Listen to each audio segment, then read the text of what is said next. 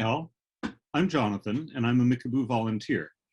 In fact, everyone that you'll see or hear from on this call are Mickaboo volunteers. Mickaboo is a 501c3 nonprofit dedicated to the education and rescue and the adoption of companion birds. We're a virtual organization with no paid staff. So I'll put a plug in here. We rely on donations to be able to serve all these birds. We take in about 200 birds every year, and they're given care, medical care when needed, and put in foster homes and adopted out. We not only take in 200 birds a year, but we have about 400 birds currently in foster homes. And the costs are really astounding. We average $40,000 to $50,000 per month for essential medical care for these birds. And those numbers are high because often newly rescued birds are injured or have been neglected. Their owners haven't been able to care for them. Sometimes they've escaped and been injured that way or injured by pets. So there's a lot of work that needs to be done, and it takes a lot to keep it going. If you're able to help and if you're moved to help, please consider donating. And if you're looking to adopt a forever bird friend, you're in the right place. So that's the end of the infomercial. Let's talk a little bit about the adoption process and the foster process. Since we're an all-volunteer organization, and because we want to be really careful about the well-being of the birds, the process can take a while. It's not like you go to the shelter, pick out a dog, and go home with the dog. It takes several weeks to get through the whole process, mostly because of getting people's schedules aligned, but also for reviews and such things. Usually takes 6 to 8 weeks, and sometimes longer, especially for bigger birds. Please, please be patient. The results are worth it. And if you feel like you haven't heard from us, please do ping us. Sometimes things accidentally drop. If you've ever worked with volunteer organizations, you know that that happens sometimes, and the reminders are helpful. So the adoption begins with you attending our basic bird care class, and these are now held online, because parrots are not simple beings to care for, and they require a lot from us, their human companions. The class covers parrot behavior, health, well-being, feeding, care, and other topics to ensure that our birds will be able to thrive in their new homes. After taking the class, you fill out an application, and then you're ready for the next step, which is a phone screen. And this is an opportunity for us to better understand you, what you're looking for, your understanding of birds and bird care, your environment. And it's also a great chance for you to have the ear of a Mickaboo volunteer and ask any questions that you have, clarify things that you want to know. After the phone screen comes the home visit. And once upon a time, in the old days, those used to be done in person. Now in this time of COVID, the home visits are also done virtually. And I want to be clear, this is not like a white glove test. You know, parrot homes are often somewhat messy homes, but we want to see and help you identify if there are any potential dangers in your home, what good options there are for cage placement, and whatever we can do to help you provide a better home for the bird. And after the home visit, you can be approved. And once you're approved, you can start meeting birds. And we'll do a little of that here in this virtual adoption fair. Now, you may be wondering how we do the meet the birds part in this time of social distancing. So we're doing it by maintaining social distance. We do a lot of visits virtually. And although that doesn't have the advantage of being physically in the room with the bird, there's actually a hidden advantage to it, which is that the birds aren't concerned or acting a little bit strange because of a strange person in their space. So you get to see the birds more as they are. For big birds or in special circumstances, we can potentially do a socially distant in-person visit by taking the bird in its cage outside, doing things that way. When it comes time to get your foster or adopted bird, we do no-touch hand-up, where we'll leave the carrier on your doorstep, we'll step away, you'll bring the bird inside, get them settled, bring the carrier back out. And, you know, we're doing a lot of things here to adjust to these new times. So that's the adoption process. And today, we will be meeting some of our Mickaboo birds who are looking for their forever homes. We're going to start with a trio of budgies, Django, May, and Vixen, and then a pair of Cockatiels, Elvis and Oreo, then Rio, an Amazon, and Sibley, who's a wild conure from the San Francisco flock. And finally, because there's a lot of interest in African greys right now, more than there are greys in the system to be adopted, we're going to do a video, a Mickaboo video called Living with African Grey Parrots. So with that, remember that if you have any questions, you can ask them in the Q&A tab, and either our volunteers will answer there, or we'll answer live on the air. So let's start with Django, May, and Vixen. Hi, Katara, and maybe Bruce as well if we see him. How are you doing? We're starting with you. I want to remind our viewers that they can ask questions about these budgies in the Q&A. And I see two budgies on top of the cage. So who do we have here? Oh, well, here's 3 and 4. The green and yellow is Django. I call him baby Django. The yellow one is May. I think you see May. The blue bird is a Mickaboo adopt that I own, who likes to play with the fosters. And there's the white one who's kind of there. She hello, right on cue. And perfect. That's Vixen. Just behind Bruce. So that's Vixen. So let's start with some budgie basics. I see some millet sprays on top of their house. What do these guys eat? Well, they all eat 80 cakes. They eat greens such as spinach and romaine lettuce, and some fruit. And it looks like they're flighted and they enjoy flying around a bit. Now, tell us a little bit about how these 3 differ. And, you know, we did who, but how are they different? What are they each like? They each have personalities. Well, baby Django, who's right in the front there, he's like a baby. He's under a year, so he really likes to play a lot. And he likes to play with any toy you put in front of him. May, our yellow female, she's super curious, and she wants to, she sees anything going on, she wants to go over there and see what it is. She loves to sing. She sings very beautifully. And Vixen is an older budgie, so she kind of hangs back. She's not always in the mix of everything, but she loves to play basketball. That's right. I've heard about Vixen, the basketball player. Now, budgies need to have friends. They're very much flock birds. Are these 3 bonded? Do they need to go together, or could they be adopted individually into a home that had other budgies, or 2 of the 3? They can be adopted individually. Okay, so they're not bonded as a group. They're not the 3 amigos. No, they are not. What are their living requirements? What in terms of a proper sized cage and toys and stuff? Obviously, Vixen needs a basketball court and probably a coach. Well, for 2 budgies, I use a cage that's probably 36 by 36, or I'd say the width part, I'm terrible with this stuff, but the width part is probably probably like 36 by 20 and then 36 inches high, because I have 3 budgies living in there. But I've also had cages, I have another cage that is approximately 32 by 18 by 18, and 2 budgies are great in that cage. That's cool. I want to point out also, since they're on their cage, the bar spacing for these birds is necessarily very small. This is a really, really important thing that we can't stress enough, is proper bar spacing. If a bird can get its head through the bars, really terrible things can happen. They can get stuck, and it's just a tragedy. So big cage, small bar spacing, nice and narrow. And how did these 3 come to Mickaboo? Did they come in together? No, They did not.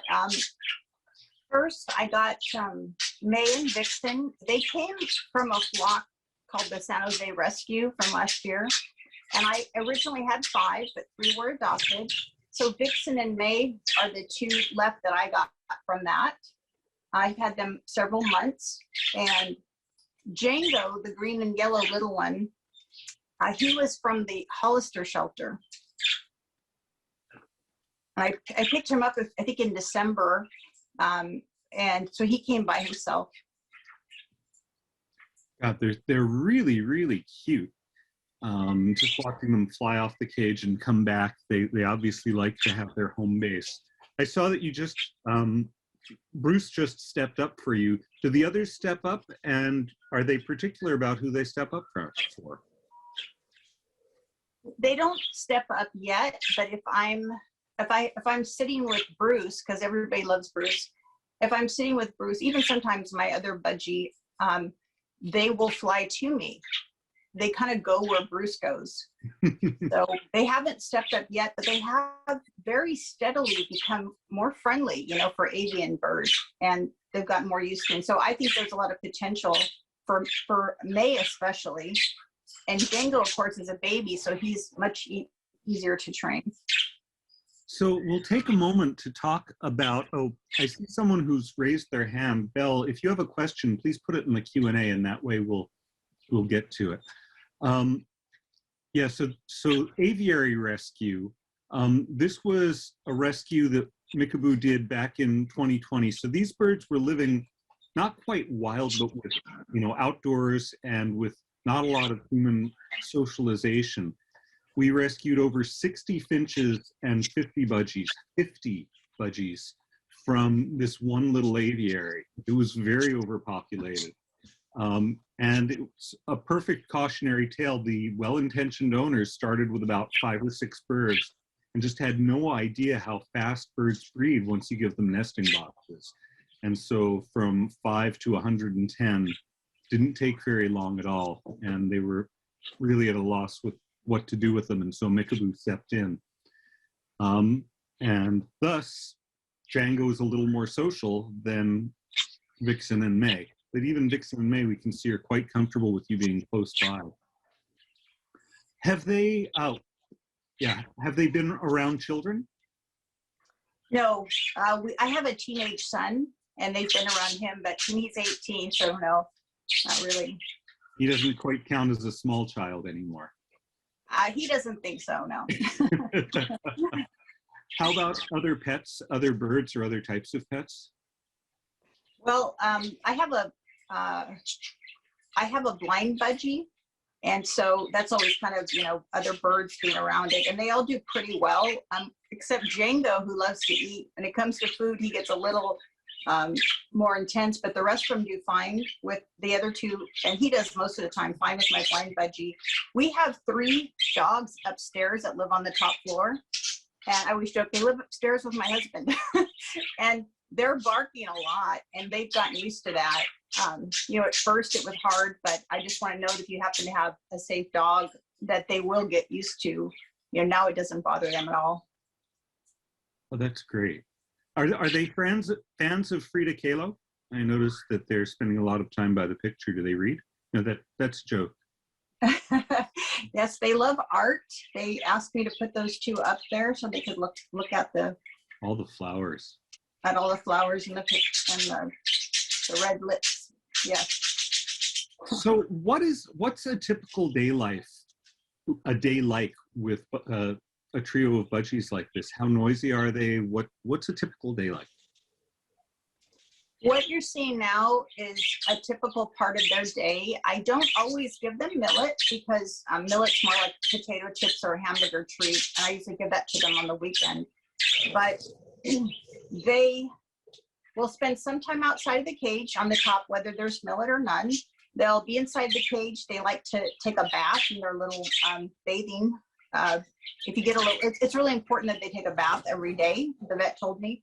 And so they love to play in the water.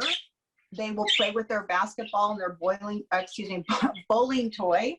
And other times they'll just all kind of sit around each other and just chat. They like to chat a lot together. And then they sing And especially May likes to sing at night. You know, sometime when we have time in one of these fairs, Katera, I think that we should have a little section on toys and show the bowling toy and the basketball toy, because that just sounds like so much fun. Yeah, they are. Yeah. So in our last few minutes, what else would you like to share with potential adopters, or what would they need to be aware of when adopting one or all three of these budgies? Well, I was a Mickaboo adopter myself, and was very fortunate to get Bruce. And I think with Mickaboo, the foster care is really good. And so when I got him, I was able to get a lot of information from his foster mother on his, behavior. So he blended in well. Okay, I'm gonna get up. And I think too, it takes him a little while to warm up.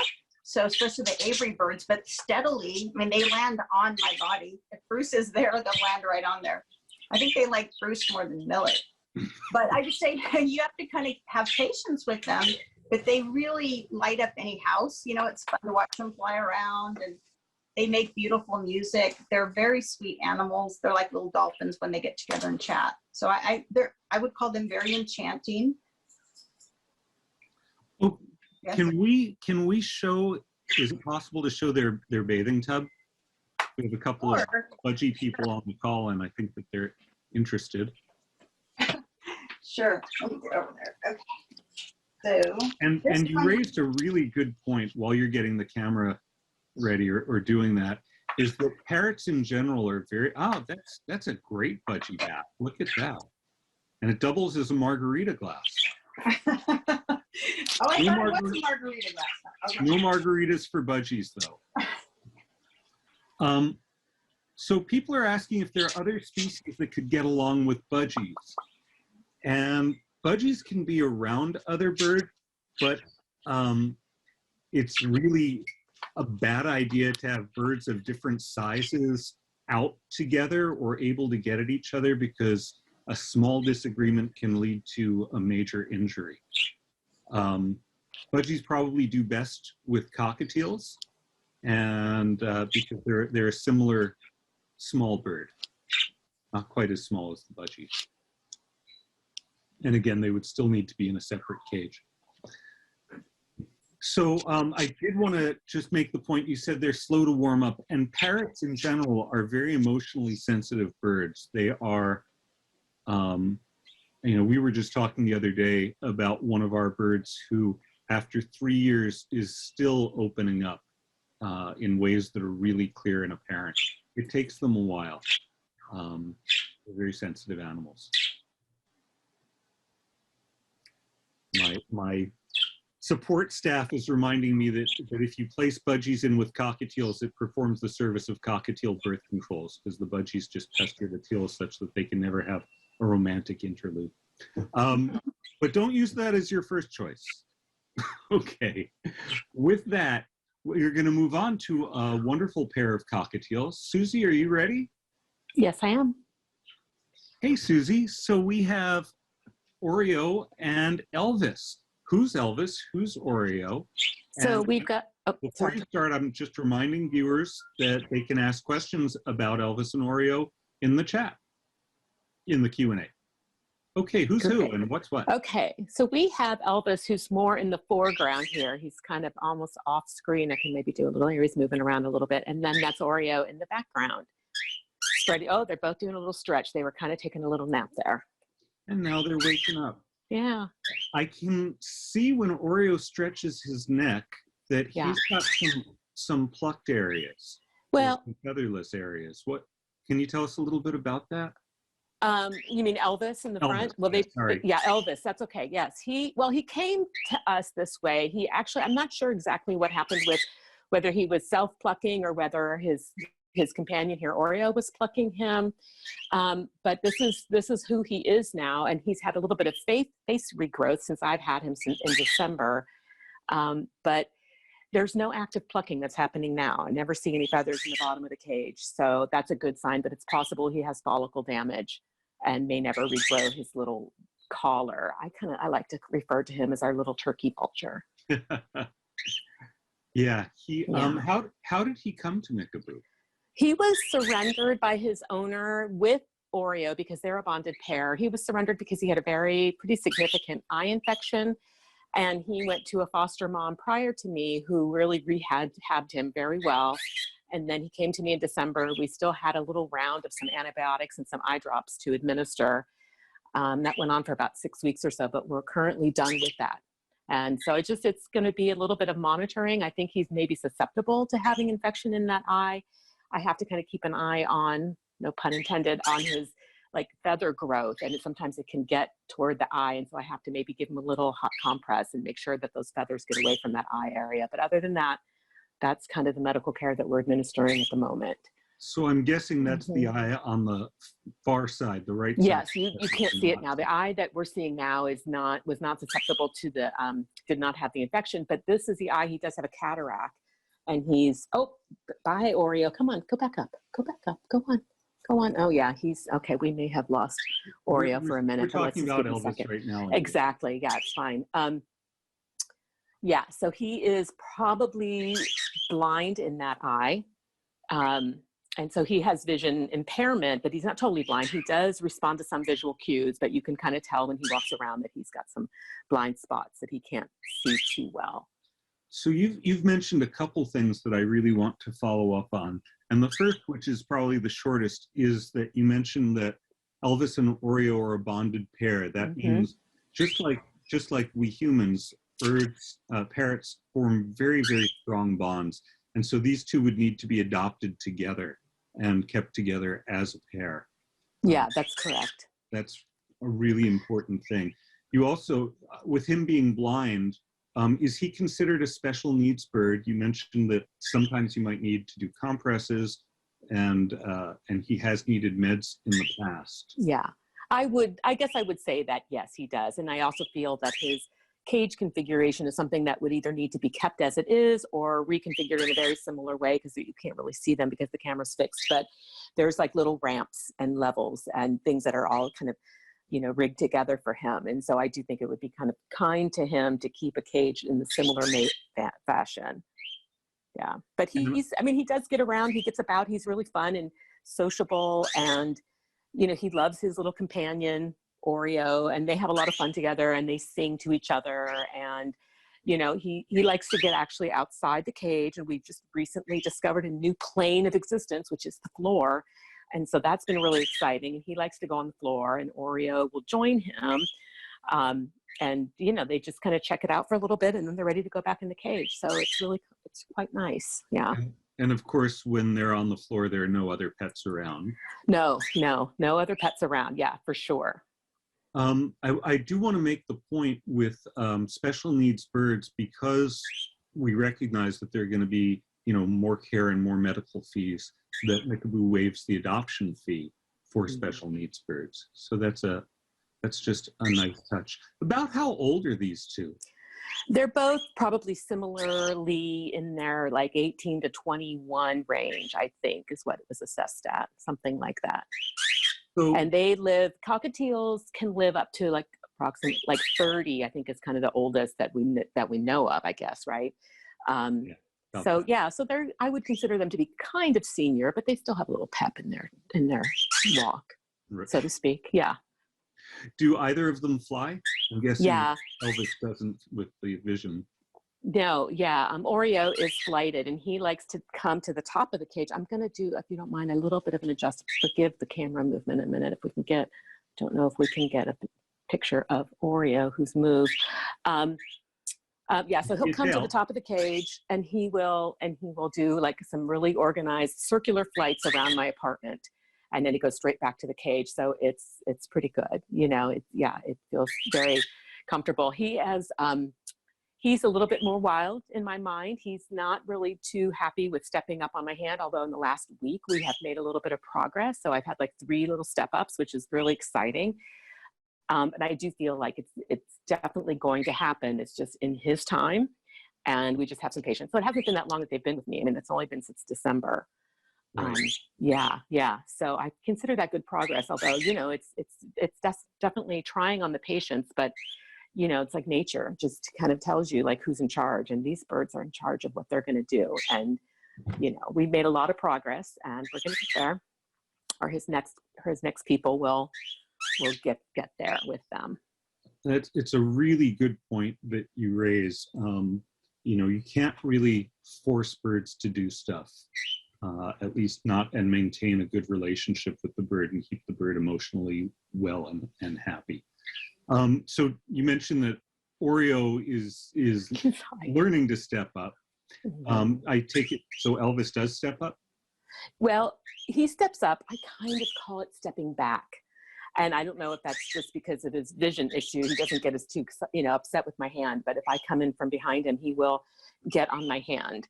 And so then he'll stay on the hand. He seems to be pretty comfortable with it. And then he loves getting up on my shoulder. And so we do a little, you know, he joins me in my work Zoom meetings, and everybody loves to see him. And he seems quite content with that. In fact, he doesn't really want to come off of my shoulder. It's Oreo who gets more upset that Elvis is away from him, because they're bonded, of course. Right. He's a very sweet bird. Yeah, he is really sweet. What do they eat, and what are some of their favorite foods? Yeah, they eat, I have a little mixture of like brown rice and quinoa that I give them a little tiny bit with their pellets and some seed. And then I mix it with just a variety of vegetables and a tiny bit of fruit. They didn't really seem to care so much for fruit, but, and then for treats, they get some millet and some nuts, you know, that they will eat from my hand. So that was also a nice progress to make, because that wasn't happening when they first came to me. So another example of their kind of slow, you know, slow but sure, right, acceptance of humans. Neat. Now you mentioned giving Elvis, putting compresses on his eye. What is that like? You know, how do you do that? Yeah, I just pick him up from behind with a towel. So I just kind of come at him with the towel. He seems to fuss a little bit about that, but then as soon as he gets kind of swaddled in it, he's really kind of calms down. And I take a warm wash rag and I just press it against his eye to let him get wet, or maybe I'll give him a little spritz beforehand to kind of get the feathers wet so I can kind of move them, manipulate them. And then in fact, then I can take the time to sort of like just see what's going on, make sure there's no like crustiness or something that's happening. And I have to say, I think he gets relaxed around it. It's kind of like a little bit of a bonding moment too, sort of the way he and Oreo behave when they're doing their own preening with each other. So it's kind of sweet, but I don't want to do it too often for him, because I don't, you know, I think the initial picking up can be a little traumatic, but I just, you know, want to kind of keep him healthy. So yeah. Can you show us a little bit some of the ramps that are special for these older birds? Yeah, let me, hold on, I can't really see the camera now. It's like, there we go. So you can see it. Yeah. Ramp over some wheatgrass. Ramp one. There's two ramps. Yeah, there's a couple of ramps, and then there's some ladders. And they, you know, it took a little hot minute for them to get accustomed to each of the, like the little ladders that I added. And they actually have a ladder on the outside of the cage that gets into the floor that they sort of ignored for several weeks. And then now they love it. And it's also made of wood, which is another thing that they really like to kind of just chew at a little bit. That's, perfect. you know, just hold the camera still now. Yeah. Yep. Is that, how's that looking? Okay. Great. Okay, good. So we talked about the ramps. Now, Elvis's chest is plucked in addition to his throat. So in the last few minutes, you talked about his crop last time we talked. Time we spoke. And that sounds like it would be something that would be helpful for a potential adopter to know. Well, yeah, you know, you just basically can see after he's eaten that it looks a little bit more puffy, and you can see actual seeds through it. It's really kind of fascinating. And I know that, you know, if it's, I obviously can monitor whether he's had a good dinner, has had plenty to eat. And I also feel like I don't really want to handle him too much if he's got a really full crop. That's just my own instinct. So I just sort of leave him alone when that's the case. But yeah, it's kind of a nice little health, you know, benefit to kind of monitor how he's getting fed. Nice. So in our last few minutes, anything else you would like to add about Elvis and Oreo and what potential adopters might want to know? Yeah, I mean, we really have a lot of fun together. They love to be, like, I sing to them, I whistle to them, we play music. They love it if I get kind of like you know, they would love it if I did an interpretive dance around their cage all the time. They really respond to that and will do their like stretches. I do Pilates online, and so they get excited when that happens. And I think they really just love the activity. They love being talked to. They get, you know, they're excited to see that something is going on. Like, obviously I was standing still waiting for us to have this interview, and we were all very quiet, and they sort of took a nap. And now, you know, now there's a little bit of talking, and they're excited, and they're moving around. And, you know, I really enjoy having them around. But you can see Oreo just bobbed his head a little bit. He will do some dancing from time to time. And Elvis is our little crooner, true to his name. I'm trying to teach him how to sing Love Me Tender, and it's not working, but it's okay. He sings other things that are sort of undecipherable, and they do some talking too. So his prior, the prior foster mom told me that, you know, in the mornings you hear one of them saying something like, "How you doing, Elvis? How you doing, Elvis?" And I didn't hear that for the longest time. And I thought, well, that's not really happening. And then just the other day I heard it. So there's a little bit of, and I think it might be Elvis talking to himself, quite frankly. It's a lot of fun. I just really get a kick out of hearing them do their little chatter and their singing. So, and it's been a slow but steady growth for sure. Yeah. That's how it is with birds. Yep. Susie, thank you so much for sharing them. They're so sweet. And Thank you. yeah, hopefully someone is on the call saying, wow, yeah, I'd love to have a mellow pair of older cockatiels. Give them a good. Yeah. So with that, we're going to cut over to another senior bird, and that would be the green one. That's Rio. Hi, Lenore. How's it going? Hi. We're doing well. We're enjoying a snack while we're on the call. I realize his butt is facing everybody, but it's a pretty butt. Yeah, This is Rio. He's a blue-fronted Amazon, so when he turns around, you'll be able to see his face. Yeah, hi. oh, there you are, Rio. And once again, I want to remind our viewers that they can ask questions about Rio or the other birds in the Q&A. And the Q&A is the place to ask those questions. So tell us a little bit about Amazons in general, Lenore. I know they're considered kind of not beginner birds and kind of loud birds. Tell us a little bit about that and about Rio as a member of that species. Yeah, so Rio is actually my first foster and my first Amazon experience. And I'd say overall, it's been a pretty positive one. Some key differences between him and some other parrots I've interacted with are that he is loud, but that he's usually loud on a schedule. So he's got some very loud moments in the morning, most mornings, and then in the evening times, he'll get loud. But for the most part, Rio is actually a very quiet bird. I'd say probably 80% of the day, he's not making that much noise. He is not super beginner friendly because he has some aggression around hands. I'd say it's more of a fear reaction than an angry reaction. But he Usually is. likes people talking to him more than he likes people in his personal space. Got it. Right. Yeah. So not so much a handle me bird, but a talk to me and interact with me bird, as many are. How And as he gets more comfortable, as he gets more comfortable, he actually will stand very close to me while I talk. He just doesn't want to be touched. Neat. Do we know about how old he is and how he came to Mickaboo? Hi, Rio. Yeah, here he comes close to my head. He is about 40 years old, and he came to Mickaboo after being raised in the same household by a woman who was moving to an assisted living facility and whose family couldn't take care of the bird. He was actually a part of a pair. He came with an African gray, and the African gray was with Mickaboo up until this last year where he passed away. And that's when Rio came to live with me and my African gray to see if he could make a new buddy. And did he? He did not. But I think it's just my African gray is about 20 years old.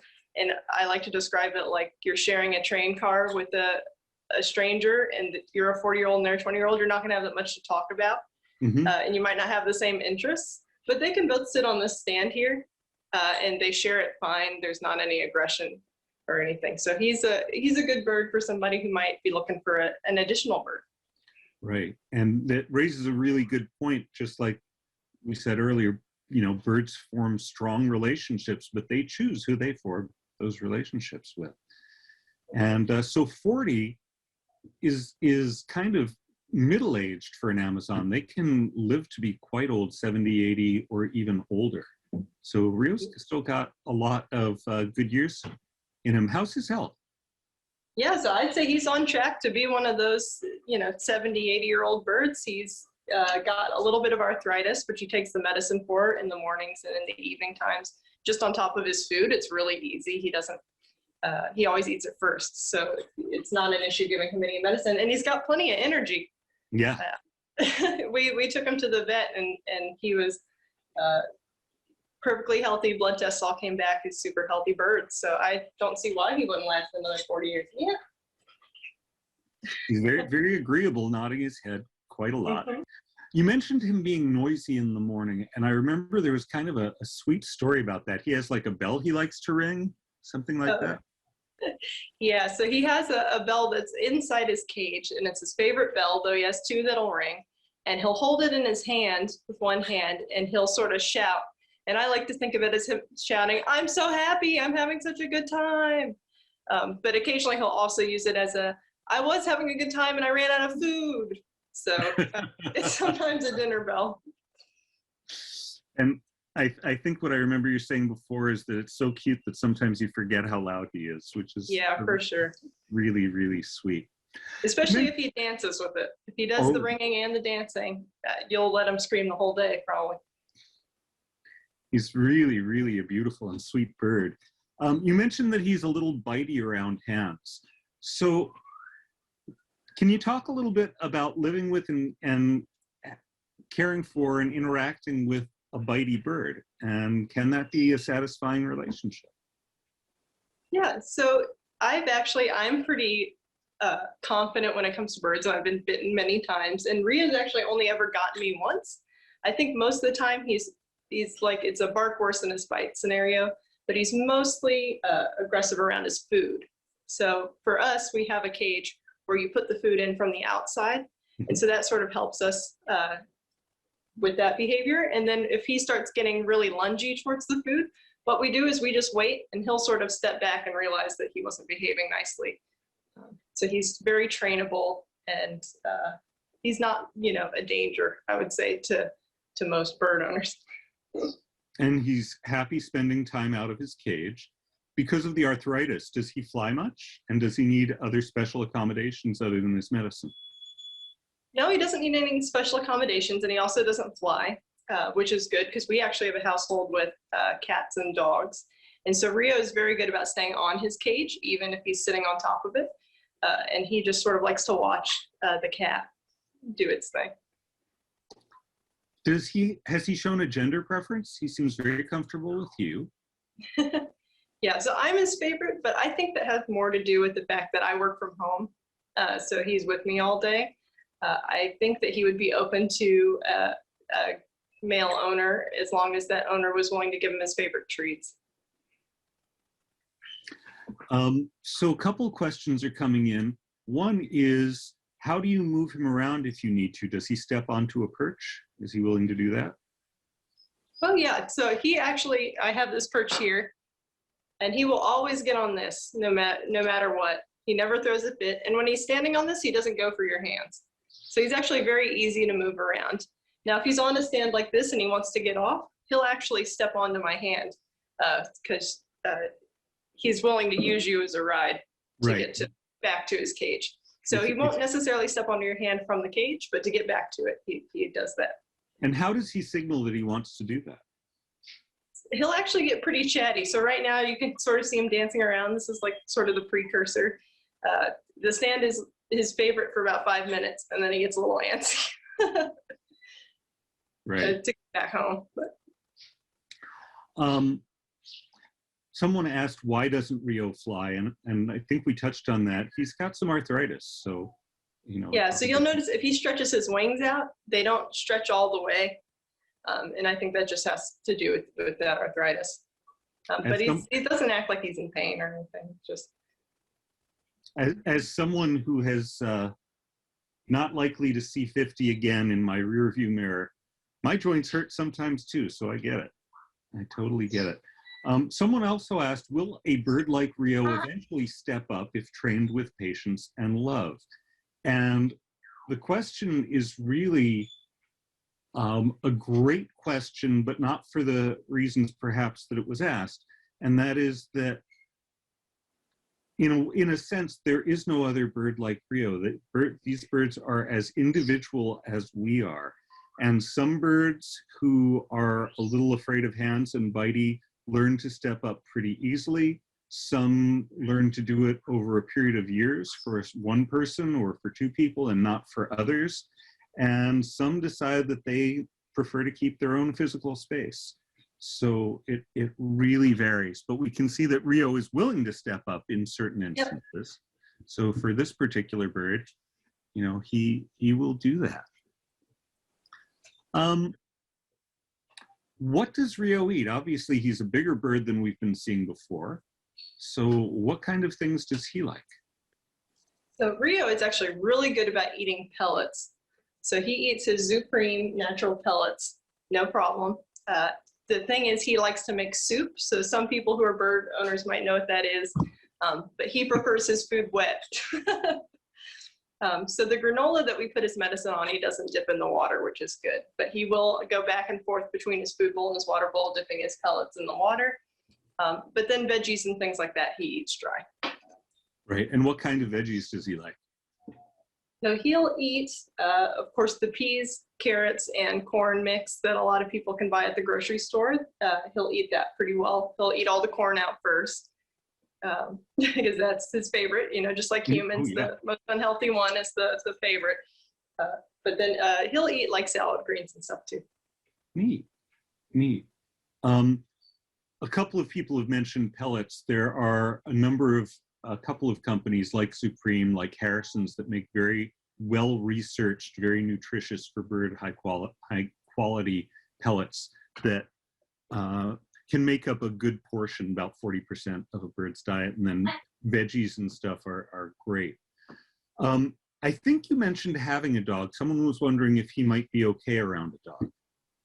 Yeah, I actually don't have a dog. I got my lines mixed up, but the former foster parent did have a dog that came from when he was living with the African gray, and he's fine with it. I think it's just a matter of if your dog is bird curious, that might become an issue. But in terms of him, he just sort of likes sitting at the top of the cage and watching whatever animals are in the room with him. Right. He doesn't show any fear reactions. Hi, Rio. What a sweet and handsome bird you are. My goodness. Yeah. I don't know if anyone heard him say hi, but he's saying it because I've got almonds behind the camera. And so sometimes he'll say that in order to get one. Hi. Oh, hi, Rio. That was very well done. So in our last couple of minutes, anything else you'd like to share about Rio that a potential adopter would find it helpful to know? He loves people talking to him, and he'll actually try and talk along with you. It's very cute. He moves his mouth and makes little squeaking noises, but it's not very loud. And so when we first had him come here and I was interacting with him, I thought maybe he was having some sort of like bad reaction, but it was just him trying to talk with me. And it's very, very cute. So if you're someone who likes to sing to your birds or practice lines for a play or anything like that, he'd do great in your house. Thank you so much, Lenore. Thanks for sharing, Rio. And we are going to move now to Sarah and Sibley. Sibley's upside down, Sarah. Sibley's upside down. Hi, Jonathan. And I want to remind our viewers that once again, the Q&A tab is the place to ask questions. Now Sibley has disappeared. Oh, no, reappearing. There's Sibley. So Sibley is one of the Telegraph Hill Conures, and this is very interesting because most of the Telegraph Hill Conures that I've met before have been very reserved around people. So tell us a little about Sibley and how she came in and who she is. Sure. She came into Mickaboo in September last year. So Sibley is a very young bird. Mickaboo rescues and helps with any of the wild flock of San Francisco that become sick or injured. So members of the public sometimes find some of the parrots from San Francisco looking like they're in trouble on the ground, unable to fly, looking lethargic or sometimes hurt if they've been attacked by predators.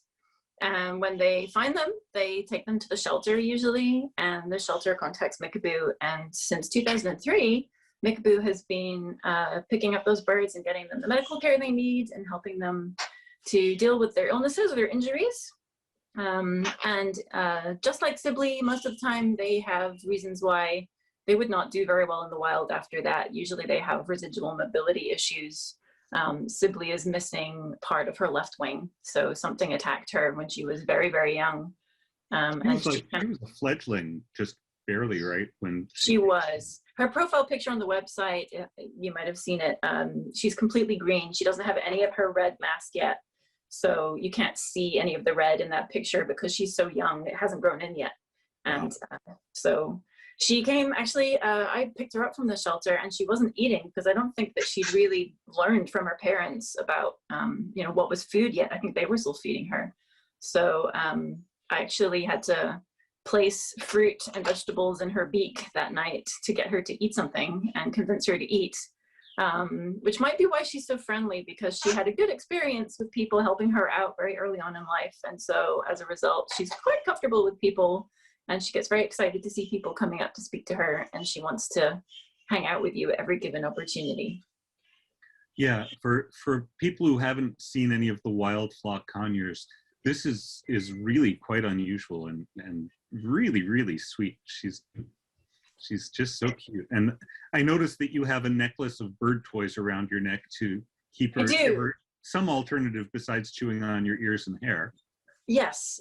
I prefer that she chew on the bird toys. And she, as with all birds, you need to keep their beaks busy, otherwise they get into trouble and mischief. So keeping her enriched with lots of interesting things to peek at and check out of different sizes and shapes and colors is just a way of making her less impatient and frustrated during this interview. Idle beaks are the devil's playground. We have a couple questions coming in. One is about how loud is Sibley? Are the wild flock conures loud like sun conures? They have a slightly different voice to sun conures, so they are quite loud. Sunrise and sunset are very interesting times. Sibley just saw a crow fly outside our window here. You gonna come back up? So she just spooked, which was a great example. Crows are a little scary. A great example of how all parrots in the wild are prey. And so if they see anything that they think could be an issue, and they will spook because they're prey in the wild, and that's a survival instinct. And no matter how much they trust you and like you, they will take flight. So yes, what was the question? Sorry, that was very distracting. That's okay, it was loud, but that's also a great illustration of why it's a bad idea to take a parrot, no matter how well trained, outside without being in a carrier or with a harness attached to them, because 100%. if something scares them, they will take off, and we have seen terrible accidents happen just in seconds after a bird takes off. It's not like you can count on the bird having time to go somewhere and come back. Yeah, we definitely never recommend that you, even after years of having your bird, no matter how much it knows you and likes you, taking it to the store with you just loose on your shoulder, or driving in the car with it loose on your shoulder. You're just waiting for an accident to happen, because you just need one swoop nearby from a hawk or a crow or a falcon, and the Bay Area has plenty of those. And your bird's gone. So definitely. She's very interested in your electronics. I understand that in addition to liking fruit, she likes to eat Apple Watches. Oh, yes, she does. She's looking for more crows. That's what she's doing. She's checking out the window because that first one really got her. Yes, I usually wear an Apple Watch. I'm not wearing one right now, but she loves chewing on the crown, the little twisty dial on the side. That's her favorite chew toy. So she has expensive tastes already, and birds will do that. So just heads up that that beak will experiment on everything that you own, whether or not you intend it to. So yeah, she's a really good eater of Harrison's pellets and veggies. We find that with the wild flock birds. Obviously, they have a very healthy diet in the wild, so converting them to vegetables at home is very easy. and she's on a great diet right now. We're planning to keep it that way, aren't we? Maybe not the Apple Watches, but regular apples are fine. We have a number of questions coming in about Sibley. And one is that, well, two of them are related to, does she get along with other birds? And would she get along perhaps with an Amazon? Oh, she is more interested in people than birds. We are still trying to pair her up with another member of the wild flock. Usually we have the members that come in to us for rescue from the San Francisco wild flock fostered and adopted out in pairs because they grew up in a flock and they are flock birds. So they want to be part of a flock, and it's much more enriching for them in their future years if they have a bird friend.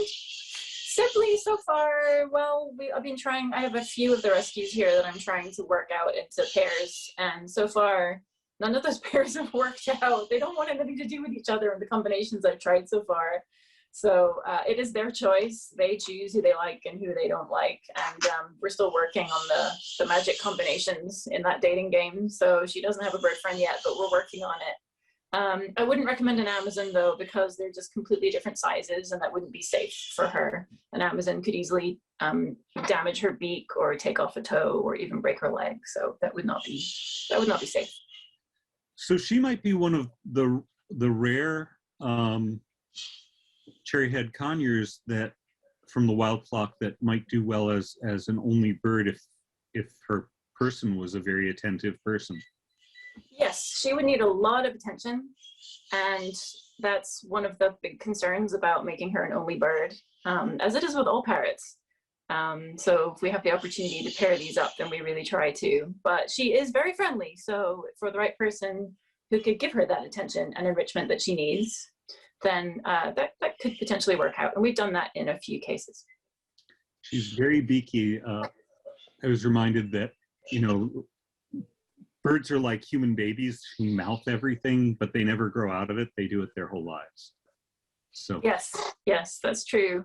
She is very beaky and she likes to explore. I put a new swing in her cage this morning, and she gave it the eye of suspicion for all of about 60 seconds before she went up to investigate. And the first thing she did was beak it all over. And then minutes later, she was happily swinging around on it. So the eye of suspicion. We'll get to that when we talk about African greys who would give a new swing the eye of suspicion for much more than 30 minutes, 30 and 60 seconds. Yes, yeah, you're right. They would. That's a different story altogether.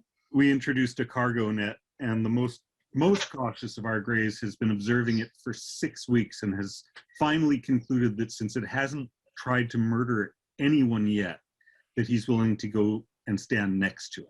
Next to it, yes. That's the gray way. That's yes. the gray way, exactly. Slow and steady. Let's see, what kind of special care does she need? Special care, because she's missing part of her left wing, she doesn't have a full parachute. So you have to be really careful that she doesn't fall.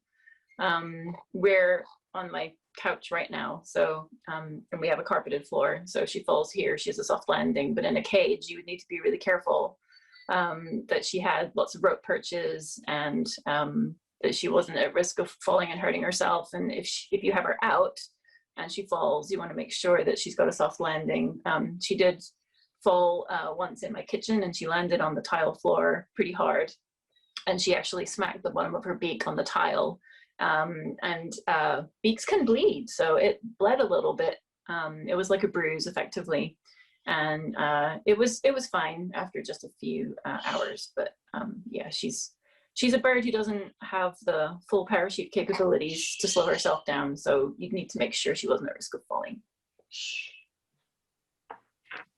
That's great. Anything else that you would like to share about? She's so cute. This is such unusual, behavior for a wild flower. Yeah, really just a reminder that because she's so young, she's got a full lifespan of 30 to 35 years ahead of her. So for anyone thinking about adopting her and a friend, 35 years is a really long time. So definitely consider fostering. Fostering is a great way to experience life with these birds. They can be loud in the morning and at night. And as a pair, they'll have their rowdy moments. And that might be when you're on the phone. It might be when you're watching your favorite show. It might be when you're hoping to meditate or do something quiet and you really have no control over that. So exciting time is loud time, and that's when they choose. So yeah, just to think about their lifespan. It's a long commitment, and we want to make sure people have really thought it through before they adopt one of these completely adorable birds. They're not always like this. Sometimes they're busy pooping all over your laundry basket. So, you know, you just have to take the whole package, not just the cute nibbling that you see here. So true. And the time commitment, the length of time. I was thinking with Rio, who, you know, is now looking for a new home after having spent 40 years with one owner. And over that 40 years, you know, that suggests the person was not old when they adopted Rio, maybe in their 30s or 40s, right, and moving into assisted care. Yeah, it's a big commitment. It is. It's almost hard to comprehend, because I imagine very few of us know where we're going to be even in 10 or 15 years from now, let alone 30. So it's part of the challenge with parrots and why they're not the best pet for every person. Yeah.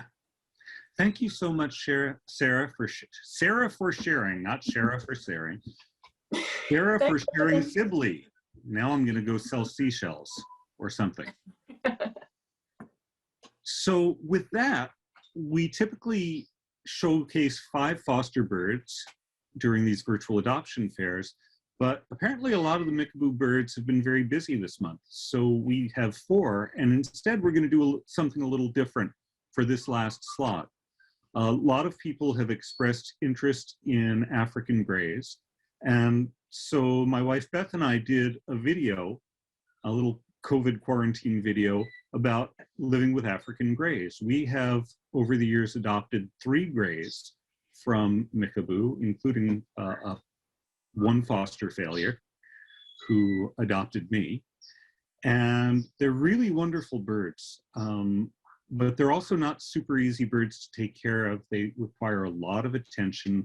They're very sensitive. They have a lot of requirements. So we encourage people who are interested in them or think they are to learn as much as they can beforehand. I'll say this isn't an everything there is to know about African gray parrots, because nobody knows that except maybe the parrots themselves. But hopefully it gives you an idea of what it's like to live with them.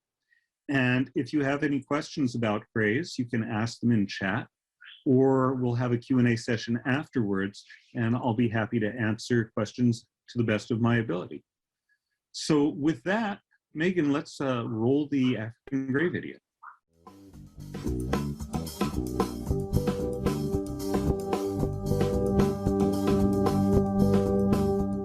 Hi, I'm Jonathan. And I'm Beth. And we're Mickaboo volunteers. And along with Cookie and Molly and Lou, we're going to tell you about one of our favorite parrot species, the African gray parrot. African gray parrots are a medium-large parrot that come from equatorial Africa around the region known as the Congo. There are 2 species, the Congo African gray, which are a bit larger and can be recognized by their all-black beaks, and the Timna African gray, whose beaks have a bone color mixed in with the black, and their tails are slightly different shade of red than the Congo's. Their status in the wild is threatened, with 3 major causes being habitat destruction, the civil wars that flare through the area, and the pet trade, which captures thousands of parrots annually, most of whom die in the process. Fortunately, international and local conservation efforts are making an impact in reducing this poaching and depredation. In the world, greys spend a lot of time finding food and water. At home, we meal feed the birds rather than leaving food out all the time. It approximates their feeding cycles in the wild. To further this, we provide toys that hide nuts or fruit or one of their pellets. This is called foraging. They go around the cage looking for food when they wish a snack. In captivity, greys thrive on a mix of high-quality pellets, like Harrison's or Supreme, fresh vegetables, and a little bit of fruit and an even smaller amount, perhaps, of nuts or seeds as training treats. They're social learners, so they like to eat what we're eating. I'm going to have some yummy broccoli. Would you like some yummy broccoli? Eating yummy broccoli together. This is how we do meals here. We start with some high-quality pellets, add some freshly chopped vegetables and maybe a few other yummy things, and then we've got breakfast or dinner. Hey, Molly, want some breakfast? There you go. Oh, boy. Lou had been starving when he was surrendered, and when he came to us, he was very protective about his food and his feeding station. We had to work with him and give him a sense of control and let him know that we weren't going to take his food away. It took some time, but now he's doing great. Parrots will teach you patience. Because grays are so smart, like the other parrots, we need to give them something to do. As we are all experiencing with COVID, sitting around with nothing to do for hours and hours, day upon day, is unpleasant. So we enrich their daily lives with all sorts of toys to shred and to puzzle out. They all love when we sing and dance to music, and we share with them a large variety of recorded and live music. We even watch movies. They all have particular favorite spots to watch from, and sometimes I just sit with them and talk. Feels a little odd as they all stare at me frozen with one unblinking eye. But they often say or do something the next days that shows they had learned something. It can be funny what they come up with. This morning Lou told me, "You are a Wookiee." Cookie says a lot of words as well as numerous computer game noises. He is our best talker using human words. And he even helps train the dogs, Otto and Sabrina.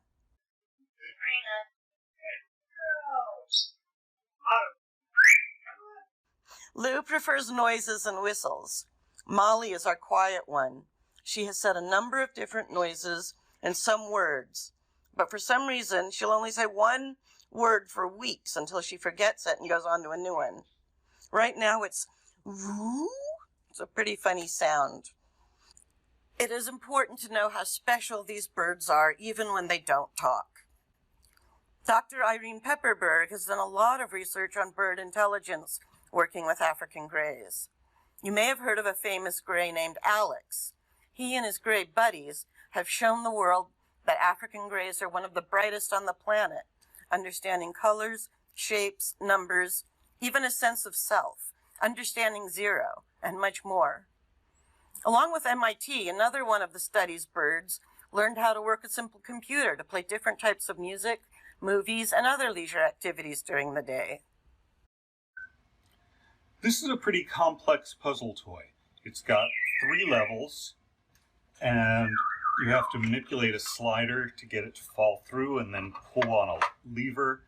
So if you put a nut in, then you have to manipulate the slider and get the nut to fall to the next level, manipulate the slider again, and then pull to get it to drop out where you can reach it.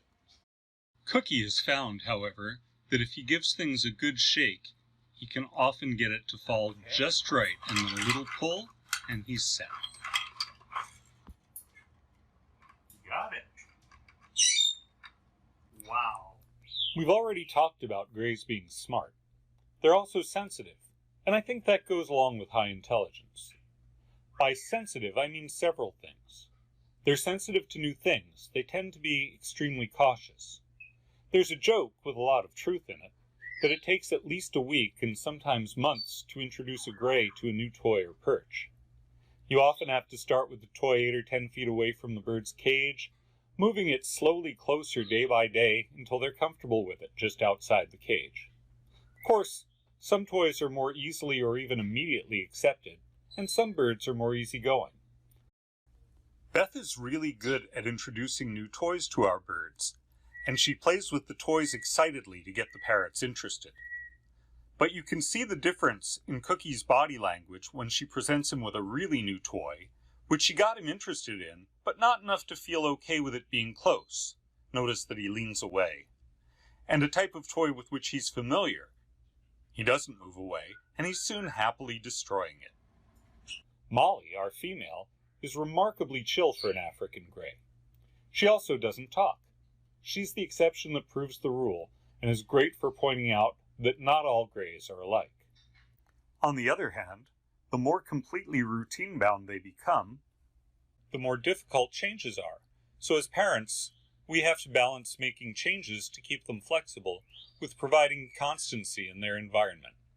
Life with grays is a balancing act.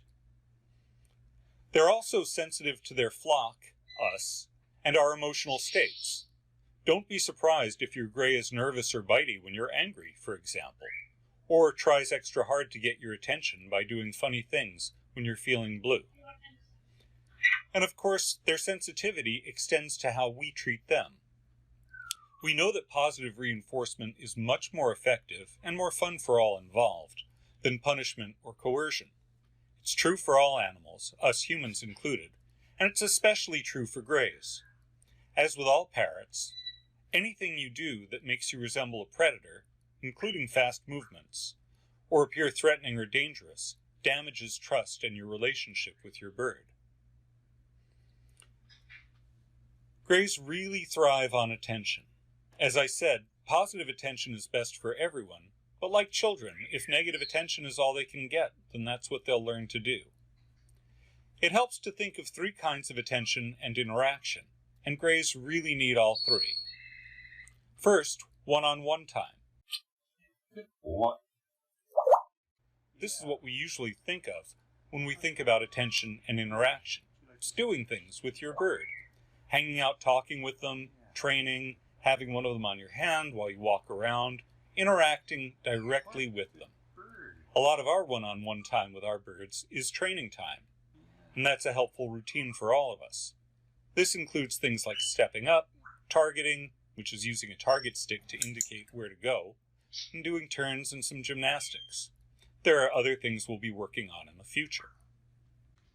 This is something that Cookie invented. We call it step turn. We were just working on moving from one perch to another, and he decided to do this, and then he did it consistently all the rest of the night. When the distance is bigger, he psychs himself up.